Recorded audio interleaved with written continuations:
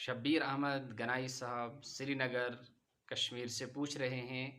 کہ اگر کسی لڑکے اور لڑکی کا آپس میں نکاح ہو گیا اور نکاح ہونے کے بعد ابھی رخصتی نہیں ہوئی ہے، یعنی شادی نہیں ہوئی ہے، اور اس سے پہلے کچھ ایسے حالات پیدا ہو جاتے ہیں کہ وہاں نکاح کو ختم کرنے کی نوبت آ جاتی ہے، تو ایسی صورت میں کیا حکم ہے؟ جواب یہ ہے کہ اگر رخصتی ہونے سے یعنی شوہر کے گھر جانے سے پہلے نکاح کو ختم کرنا پڑے تو اس صورت میں عورت کو نصف ہی مہر ملے گا، پورا مہر نہیں ملے گا۔ اسی طرح اگر خلا کی نوبت آئے تو خلا میں بھی، یعنی خلا جب لڑکی کی طرف سے مطالبہ ہو رشتے کو ختم کرنے کا، تو مرد کے لیے